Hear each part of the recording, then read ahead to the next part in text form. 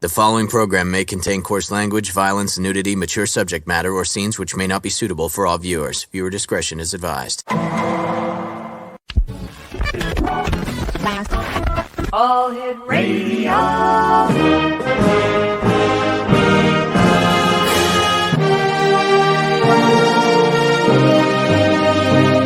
Welcome to the X Zone, a place where fact is fiction and fiction is reality. Now, here's your host, Rob McConnell. And welcome back, everyone. This is the X Zone. I am Rob McConnell. We're coming to you from our broadcast center and studios in St. Catharines, Ontario, Canada. If you'd like to send me an email, xzone at xzoneradiotv.com, on all social media sites, Xzone Radio TV. And we're coming to you tonight on the X Zone Broadcast Network, Talkstar Radio Network, Mutual Broadcast Network, and Channel 54 on Simul TV. My guest this hour, X Zone Nation, is Dr. Brenda Shoshanna. We're going to be talking to her about Zen. And joining me now from the city that never sleeps is Dr. Shoshanna. And Dr. Brenda, how are you, dear? I'm very well, thank you. Lovely to be here with you. Thank you very much for joining us.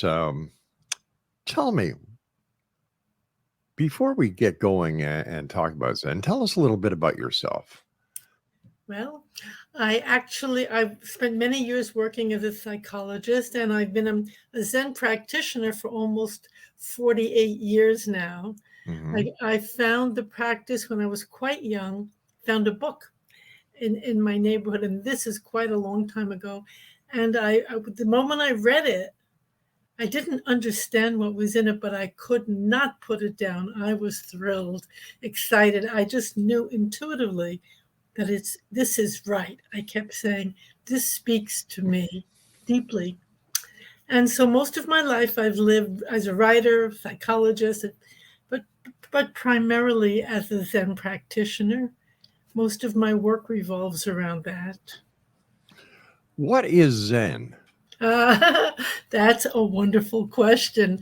It's an age-old question, and it's actually a koan. It cannot be answered in a logical way or in an analytical way using regular language, because all of Zen is a practice which takes you out of your intellectual head and into your actual life and opens your heart and opens your mind so that you can live really fully and truly a very authentic life, but touching many dimensions simultaneously.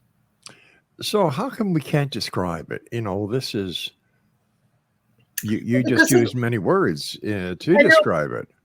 Well, I was speaking around the edges of it. What they mean is if you just describe it, it's like putting it in a box or limiting it or creating ideas in people's minds, fantasies or images of it.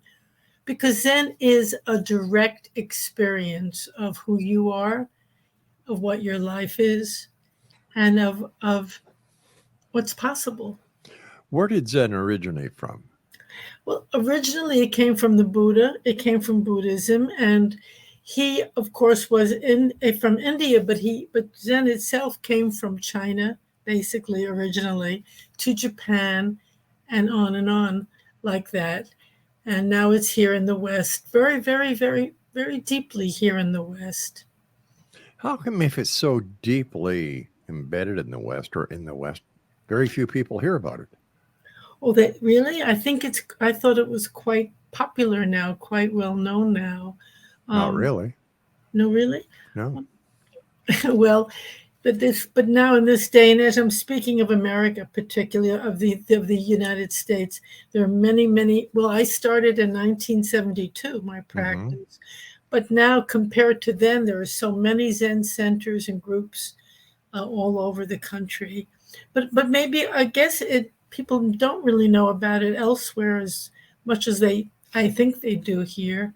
It's very much a practice. What Zen is, it's very much a practice which actually answers most of your life questions for you by itself.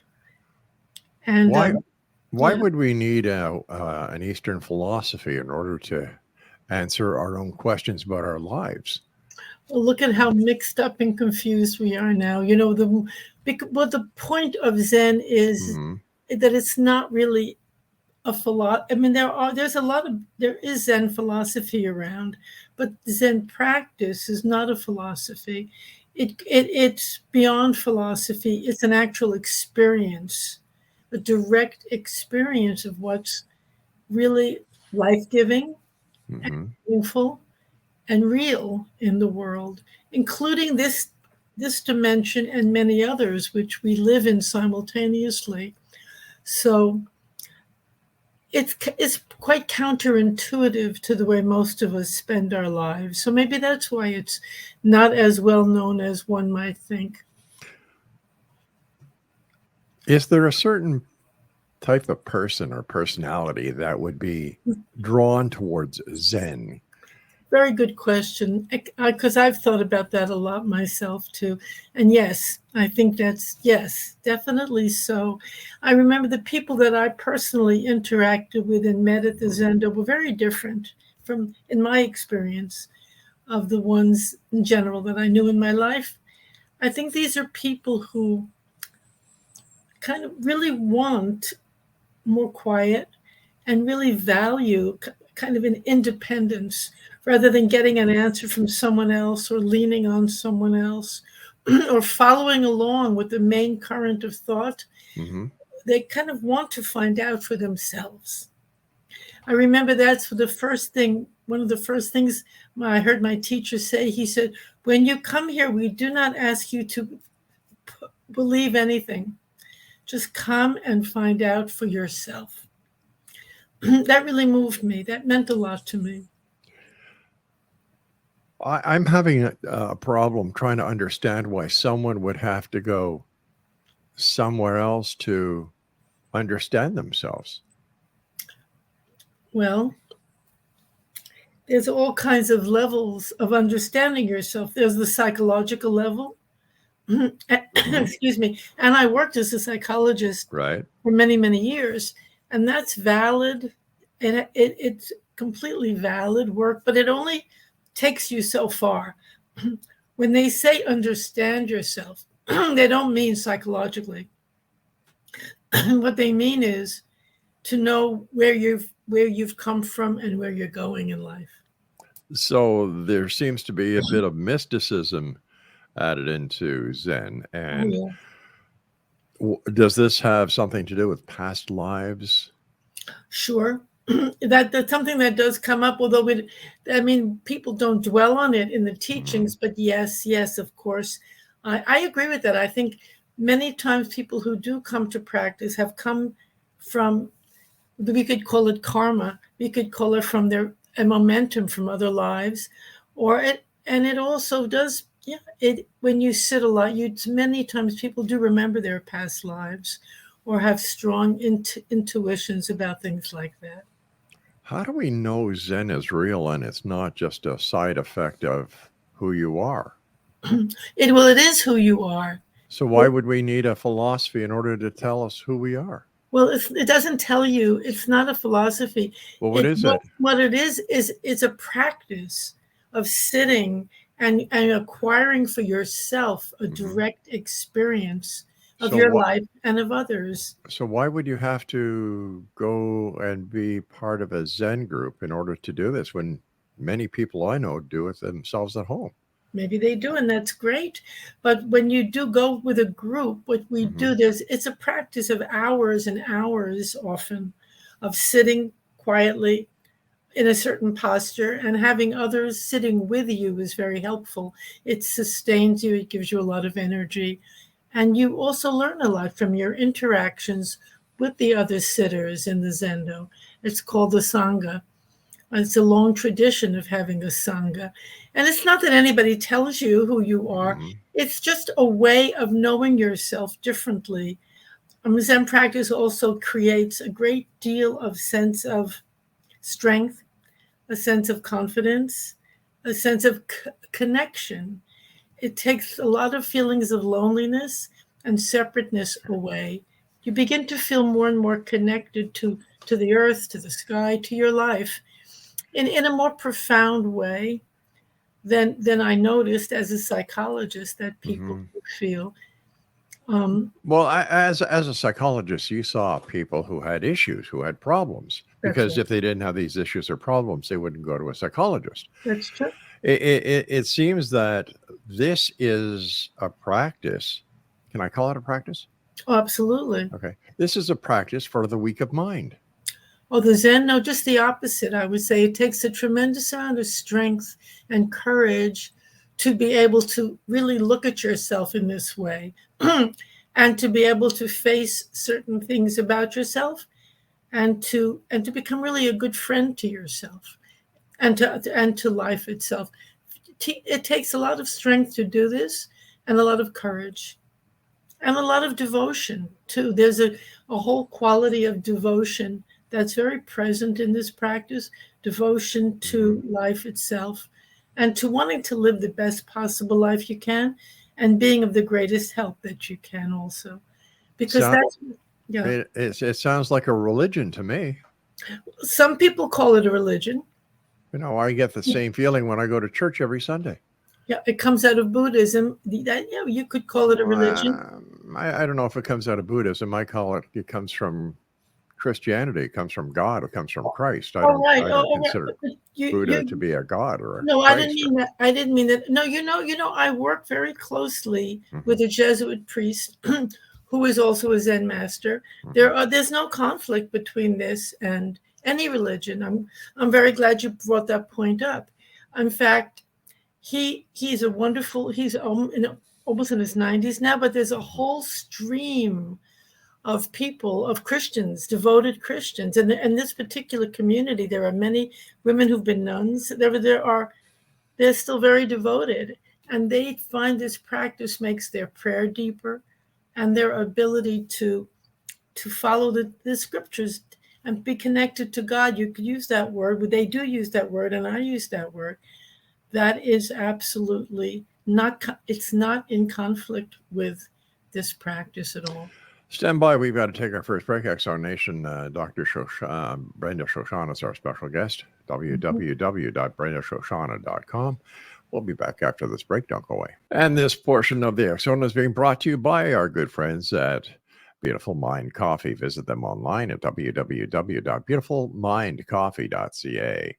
We're talking with Dr. Brenda Shoshanna. We're talking about Zen. And what did you learn from your getting into Zen? Well, I became much more loving and much more accepting of all people, including myself. I was much better therapist with my patients because I was really much more able to be quiet and really listen to them without interjecting all my own views and opinions. I was more present to them. And I also, as I practiced year after year, I began to really enjoy giving more than receiving. Actually, you could say that as you practice, those teachings of Jesus and of the church become actualized. They become more and more real. I've seen that in many of the people who do practice for a while. It becomes just a desire to give more and more without looking for what you're getting back in return. Well, the Bible says it's better to give than to receive. Well, Number one. And number two, if if all these, if taking these Zen courses or being part of the Zen, something doesn't resonate right with me here. yeah, it doesn't. Well, it's not for you. And I'm having a problem understanding why somebody would need to participate in this. For example, the friar or the monk or the nuns. Why would they need to get involved and use Zen in order to get themselves more spiritually in depth? I don't understand that. Well, what I've heard from many people, they have said that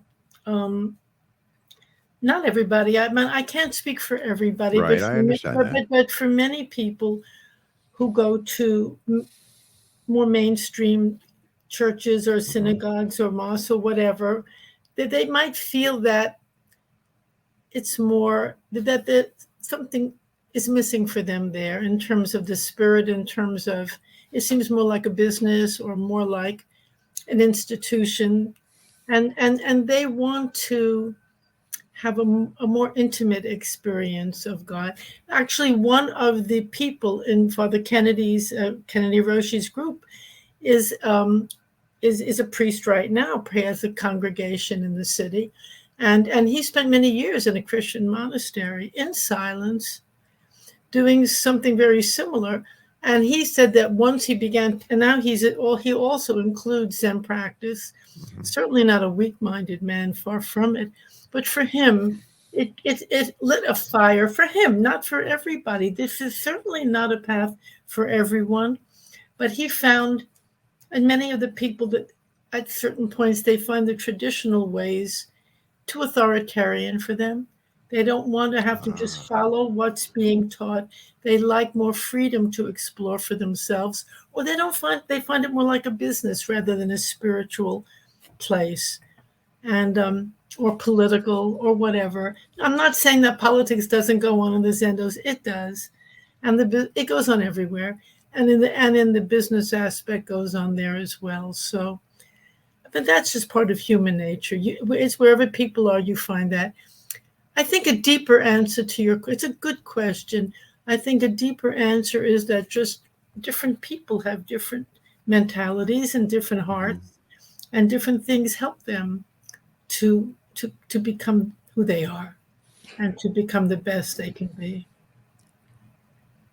So as somebody who is having problems finding out who they are, what their purpose is, what their life goal is, would they benefit from Zen practice? Absolutely. If I have to say if they were drawn to it, and truthfully, many people are not, and they're not. It's not for them, and that's fine. There's no missionary kind of work, nothing like that at all. The doors are just. There's a saying in Zen: "If you come, we welcome you. If you leave, we do not pursue." It's just. It's for certain. It's not for everybody. But if someone did feel a connection with that particular practice, it could be a great benefit.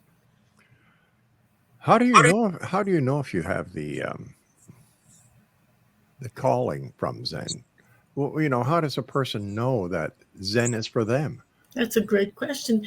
Well, they would be drawn to maybe read about it, and then they might want to find a group. It's very interesting because this day and age, everything is online. All of the different Zen centers from all over the places, all over the world, are online. So if a person wants to discover it, they can explore many places and many teachers online. They can just look it up, see who they might resonate with or might not. They could just spend a little while online listening. Even on YouTube, you could find many talks about different teachers. Yeah. See if you connect with it. See if it speaks to you. In fact, one group might not, or one teacher might not, and another one might. So it does take some time to explore, an exploration, it's an adventure to explore it and to see. I mean, I would say if someone is born in a religion and they feel good there and they feel wonderful, that's such a blessing. That's a great gift. And they feel at home in that community. It's wonderful. And I think many in this day and age haven't had that particular blessing. And many have, but there are many who have not. So this is something that maybe they could look into. Could Zen be used by people who cannot make it in traditional life, who cannot face the challenges that many people face, who do not feel that their success in life is warranted? Would they use Zen or any other philosophy or practice as a way of escaping reality and being with people of their own type, their own group? Well, of course, people who feel lost and who might have difficulty will come do come to the Zendo.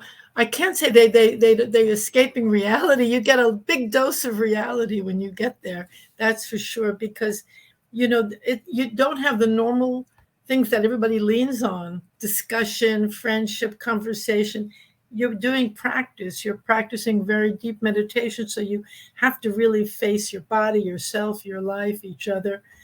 But what I've noticed is that many people who do practice with some diligence, they do become much more able to take a job or function or do things in the so-called world. Mm-hmm. Others don't define success in the same way. They don't have a secular definition of it: more money, more cars. They're not looking for that. What are they looking for? They're looking for peace and for love and for a feeling of meaning in their life and a deeper connection with each other and with God. Or they don't use the word God, but that's the same thing. So yes, people do come in, absolutely. When usually people are hurting, and they've hurt a lot when they come. They've had pain, they've had difficult experiences. That brings, because it's very strong and in a way an extreme practice. So they do, and it's a healing too. I mean, they've also done studies about people sitting. Physical studies, biofeedback studies, and there are really definite changes that go on in the brain when you sit, and it's considered one of the best healings for ADHD, which is, and so many people have that and take medications of all kinds, but it's documented that when people just sit a certain amount, that really regulates and balances and harmonizes so many parts of their nervous system and their brain. So there are all different benefits that people receive from the practice. And yes, of course, when people, they come because they are hurting very often. They may have had somebody passed away, or they just they can't find happiness in the normal ways, the usual ways.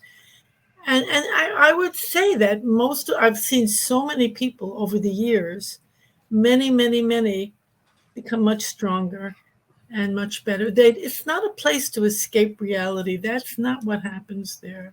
What does happen there? So you sit down and you meditate. So no, you keep your body in a certain position. It's not like that. It's very strict. You keep your body in a certain position. Once the bell rings, you don't move for 30 minutes, 45 minutes. You might have pain. You might want to get away. You don't. You sit still and you face whatever comes up, including the pain. You experience what's really going on in your body, mind, and life. The bell rings. You do walking meditation. So you bring that concentration into activity, into action. Then you sit again. At our Zendo, we did a total of 3 hours for one night or one sitting. And there were longer periods. People go for a full day, a week, whatever. But it's not you just sit around and dream about something. You don't. You stay concentrated on your breathing. It's a very strict and formal practice, and you don't move. So even if you want to get away, usually if something upsets us, we want to get away. We'll become impulsive. We'll run here. We'll run there. You don't do that. You face whatever it is that's coming up. You see what it is. You experience it. You keep breathing, returning to the breath. And these different memories, sometimes we had many soldiers for a while used to come who had PTSD. A lot of healing from that. It would come up. They would face it. The sadness would come. It would be released, and they could go forward again. So, and then if you go for one night, that was the Zendo I trained in, which was tough. We did 3 hours. Other places do an hour and a half. They're all a little different. Usually a sitting is about 30 minutes. So it's a certain physical strenuousness to it as well. And you learn how to handle physical pain too. You're not running away from it. You're not always looking to make it feel better. You realize it comes and it goes. And you get a lot of strength. There's a lot of strength in it. There's a lot of strength to be had. Not even have to run away from something that's discomforting. You have to sit through it and learn what it is and be with it, and then move on. and move on. Can't you do that on your own? Can't you do that in your privacy of your own home? Like, Well, once again, I'm having problems understanding why this is. well, you can do it in your own home alone, but it's Why? pretty hard to do 3 hours alone, and especially when you're beginning in your own home without the structure, the support of others there. And Is it support or discipline? it's both. It's discipline. It's a lot of discipline and support. That's a good word. It's very disciplined. You do develop very strong discipline, because no matter what you want, when the bell rings, you get up. Well, when the time to sit, you sit. And that's also a very strengthening and a very good thing to have. It has many. It sounds like school, the bell used to go, you'd go to the next class. The bell used to go, you'd go to the next class. It's not quite like that, though. Well, why would anybody want to sit for an hour and do nothing? Why would anybody want to endure pain? This does not make sense to me. Well, you see, the only way to know is to actually try it for yourself and see how you feel after you're sitting and while you're sitting. It's not that you do nothing. It's probably the most active thing I've ever done. It takes the most work and the most focus. It's the most intense activity. It's one of the hardest things for anybody to be still. I understand that, but I'm very happy with who I am. I'm very self-confident. I've got a wonderful family. I've got a great job. So to listen and hear that there are people who have to go through this in order to find themselves, it makes no sense to me. Okay, I hear that. It's totally not for you.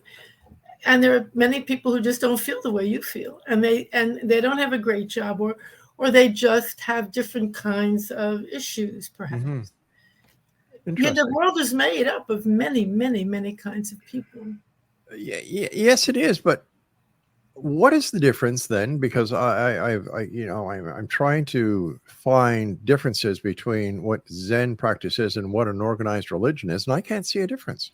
Well, it is. No, for many people, it is. Many people think it is a religion. This is the difference between it, is that there's no theology. There's not a set of beliefs that one has to adhere to. But there still is the regimented. It's a practice, a disciplined practice. Yes, 100%. But it's different in that respect. That usually most religions present doctrine. And you have to read this, you have to believe this, you have to understand that. And people do a lot of study. People do study the sutras, the teachings, but that's really not part of, it's there, but it's not a big part of Zen practice. And also, there's nothing to believe. There's nothing like that. And there isn't. Except believing in yourself. Well, it's not, you do, eventually you do believe in yourself, but it's not a theoretical belief. It's just a sense of more deep aliveness and ability to face many things that come along. It provides that ability to do so. You could call it a religion. You could call it a form of therapy, although it's different from most therapies. You could call it a practice like karate or Tai Chi. You could call it many different things. I have to call for a commercial break right now, so please stand by. Exonation Dr. Brenda Shoshanna is our guest, brendashoshanna.com, and we'll be back on the other side of this break. Don't go away. Dr. Brenda, tell us about your book that is Value-Centered Relationships.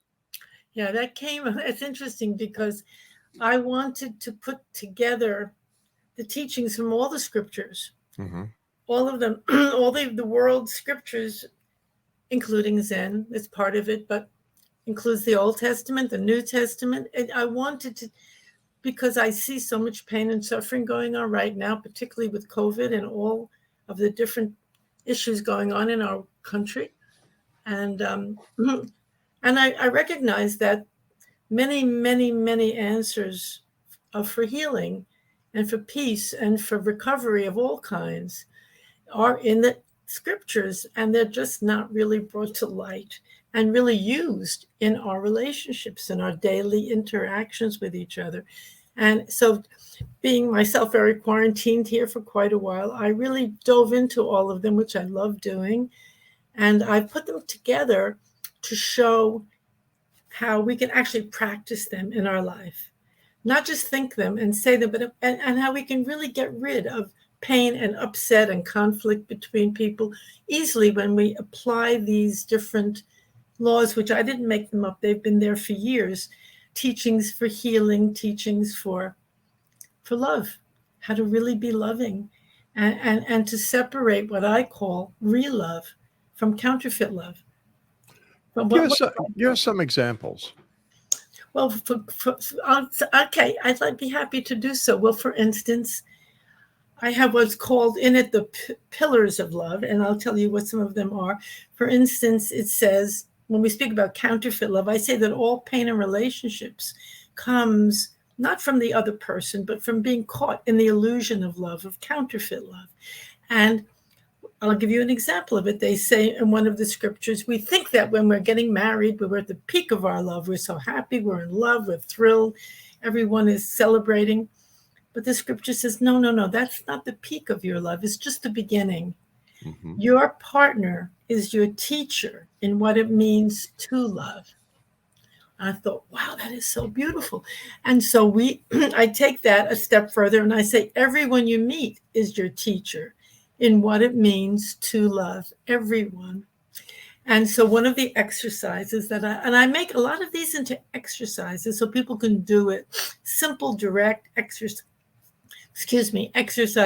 So one of the exercises I suggest is, say you're with someone and you're having some kind of a conflict with them, and do this in your mind quietly, just stop and kind of a little bit to them, then bow to them a little and say, thank you for being my teacher in what it means to love.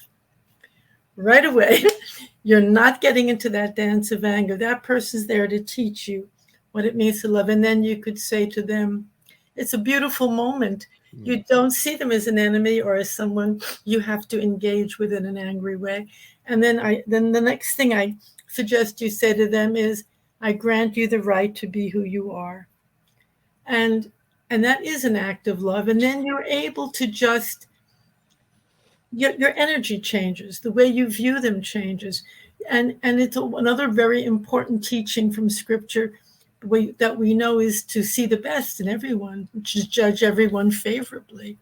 So rather than see what's wrong, one of the things that we stop, thank you for being my teacher and what it means to love, and we look for what's beautiful in that person. And, as you see someone, that's what you bring out in them.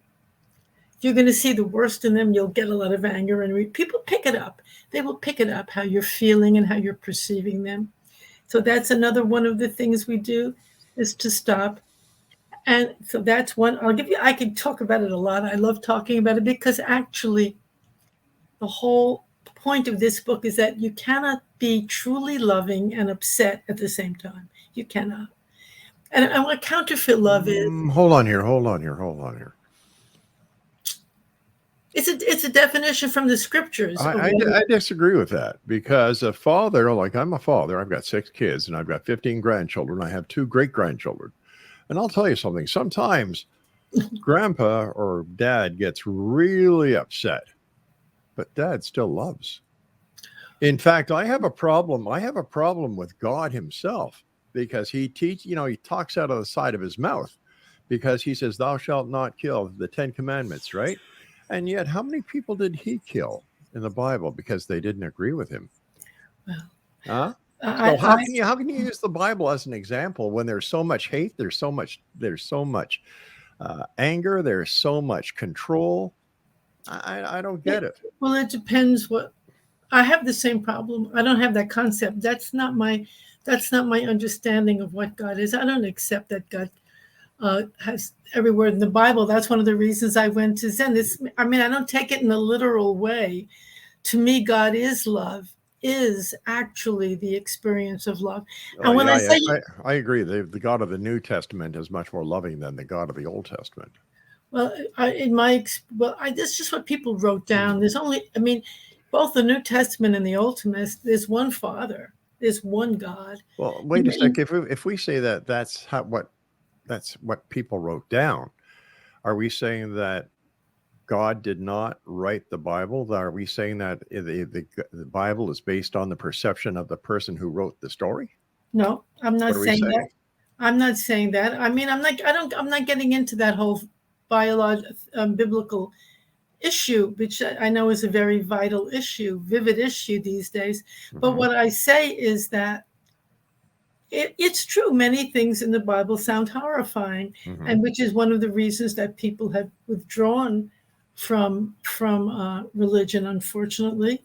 But in my view, both the Old Testament and the New Testament, from which it springs, is actually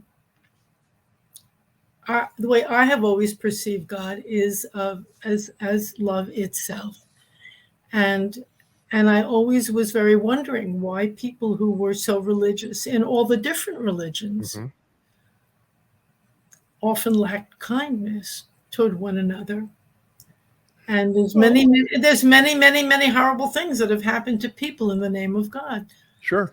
So that has always been that's been something that I've not just struggled with, but I've dealt with. I have 11 grandchildren too, and I have gotten very upset with them. And what I mean by being loving, I don't mean and not upset. Of course you get upset, and of course you love them, you care about them, but we're talking about something different. I'm talking about an interaction between two people, and even with your grandchild, who might be very disturbing to you, the question is, what's the most powerful and positive way of interacting with them to resolve that situation? You can love them very much, of course, be connected to them, feel attached to them, want the best for them. We want the best for them. But Sure. the question, of course, and the question is, what's the best way to make that happen? And my point in the book is the best way to do it is through really putting forth and implementing these different deeds of love, acts of love, but I define love. I define it. I mean, I don't define it, but when I say the difference between real love and counterfeit love, by counterfeit love, so many people think, oh, I'm in love, I'm excited, I'm attracted, this is love, or I'm dependent on you, or I can't live without you. That's not love that's attachment. All right, stand by. We've got to take our final break. Okay. www.brendashoshanna.com is her website. We'll be back. Don't go away. And we're back. Dr. Brenda Shoshanna is our guest. Her website is brendashoshanna.com. We've talked about Zen. We've talked about love. We've talked about the Bible. We've talked about people who according to you, have been able to get back on the right path of life, enrich their life, their love, and so on. You also mentioned counterfeit love. Yeah. Could counterfeit love actually be the beginning of true love? I don't think so. Why? Well, for instance, counterfeit love would be something. Something like somebody giving it's like counterfeit giving. You're giving because you want something back in return. So you're always worrying, what are they going to It's more like a transaction, whereas to give with a full heart and an open heart, not wondering what am I going to get from them, how am I going to use them. Actually, counterfeit love makes a person into an object to fill your needs. That's the basic difference, rather than in someone to join with and to honor and to see the face of God in, to have an encounter, a really meaningful encounter with. So it's very, most people who, when they get in painful situations in relationships, and they can be very painful, divorces, all kinds of stuff, it's because, and that can be turned around if they realize that another person can be used. Another person's there to care for, to love, to nourish. I have a lot of different ways, and that's not me, but it's in all the teachings of how to take care of others and give to others in a way that's good for you and good for them. And that's basically what counterfeit love is. It's just all about me, me, me. Give me, give me, give me, give me, give me. And if you don't give me, goodbye. That's a very narcissistic and a very greedy, grasping way, which causes the problems, which cause. So we just turn it around rather than to constantly think about yourself. It's But just one, to but give once, to others. but once again, doctor, the people I know don't think like that. Oh, you're very, you're Like, very is it that I'm very fortunate, or that those people who have those experiences are very unfortunate, or that they haven't tried hard enough, or they themselves are screwing up royally, and that they're the exception, not the rule? No, they're not the exception. How do you know that, ma'am? Well, I would say that, especially given here what's going on in America, in the United States, and my years and years, of course, as you working with patients and clients and meeting, and oh my God, seeing, I'm working in hospice and working with suicidal patients and so Sure. forth. Okay. I've seen. But that's not the norm. Well, I'm not going to say everybody is like that, certainly, but there is a great deal of suffering going on right now. Sure, there is. I agree. It's impossible to deny that. And whether I'm not saying if it is the norm, I'm sure there are many people who don't operate that way and don't feel that way. But this is addressed to people who need to get out of conflict and get out of pain and get out of it quickly and easily. And, even families who are in hospice, I mean, with losing someone, that's a very, especially during the COVID, oh my God, there's so much of it that I was particularly confronted with. And I felt a very strong need to find ways to offer ways for healing. That's all. That's something that's always been very important to me. Maybe you're right. I'm not saying it's the norm or not the norm. I'm just saying that this is the work I've been doing, is to help those who are in need and are suffering in their relationships, which many people are. And maybe not the norm. Maybe there are many who are not. That would be great. That'd be wonderful to know that.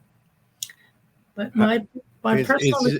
I understand that you're working within a box of pain, a box that there's a lot of sorrow, a lot of anguish. But what about the outside world? I don't know what you call the outside world. To me, what I've seen, even most of the people that, again, it's just my personal experience of it. So it could be a very limited, but I don't think it's so limited. All right, Doctor, I want to thank you so much for joining us. And Exxon Nation, if you'd like to find out more about Dr. Brenda Shoshanna, her website is brendashoshanna.com. I adamantly disagree with the doctor. I think that people are a lot stronger. I think it's the weak who seek an easy way out, not the strong. The strong face it. Sure, you need help sometimes, but you go to this place and you put yourself in pain to make yourself better. And I don't know. It sounds like a whole bunch of bunk to me. Take it for what it's worth. I certainly don't agree with anything she said. Hell, I know people who have come up against mountains in their relationships, and they've had the common sense to work it out. And I think there were a few things during the conversation where she suggested that you give, when you say, I give you permission or something like that, that's very condescending. Makes no sense to me, but what the hell? You are listening, you are watching. Send me your comments, Exxon at exxonradiotv.com. I'll be back on the other side of this break at the top of the hour, so don't go away.